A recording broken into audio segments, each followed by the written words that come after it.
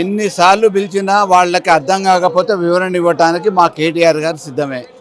కానీ ప్రతీకార చర్య చేద్దామని చెప్పి ఒక ఆలోచన చేస్తే రేవంత్ రెడ్డి గారికి ఇంతకంటే దుర్మార్గమైన పరిస్థితి ఇంకోటి ఉండదు.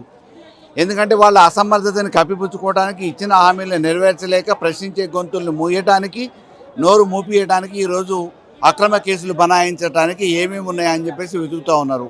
ఆడ ఉన్నదేమీ లేదు. కొండను తవ్వి ఎలకను పట్టినట్టు అక్కడ మామూలుగా కేసులు వివరాలు ఏం లేవు.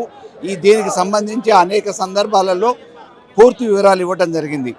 అయినా మానసికంగా ఇబ్బంది పెట్టాలనో, ప్రజల్లో పలసం చేయాలనో ఒక ఆలోచనతోనే ప్రతీకార చర్యల భాగంగా పట్టుబడ్డ బ్యాగ్తోని పట్టుబడ్డ రేవంత్ రెడ్డి గారు నన్ను జైలుకు పంపించారు కదా అలా అధికారంలో ఉండి, ఈరోజు మళ్ళీ నేను అది ప్రతీకారం తీర్చుకుంటా అని ఒక ఆలోచన చేస్తున్నాడు. కానీ ఇది ప్రజాస్వామ్యానికి మంచిది కాదన్న విషయాన్ని వారు గుర్తించారు. ఆర్థిక శాఖ అనుమతి తీసుకోలేదు, హెచ్ఎండిఏ నిబంధనలు ఉల్లంఘించారు, కేబినెట్ ఆమోదం లేకుండా విదేశీ కంపెనీకి డబ్బులు పోయినాయి.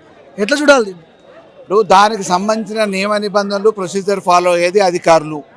ఒక మంత్రిగా, ముఖ్యమంత్రిగా ఆయన పాలసీ డెసిషన్ తీసుకుంటాడు. కింద ఉద్యోగస్తులు చేసే పని కూడా ఆయన ముఖ్యమంత్రికి చేయడు కదా. అదే రకంగా ఇప్పటి వరకు ఏ పాలసీ డెసిషన్ ఆయన తీసుకోలేదు కాబట్టి ఆ విషయాలు అర్థం కాకపోవచ్చు.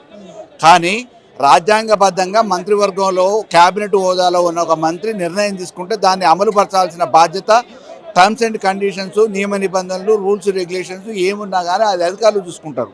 మానిటర్ చేసే బాధ్యత మాత్రమే మంత్రులది ఉంటుంది.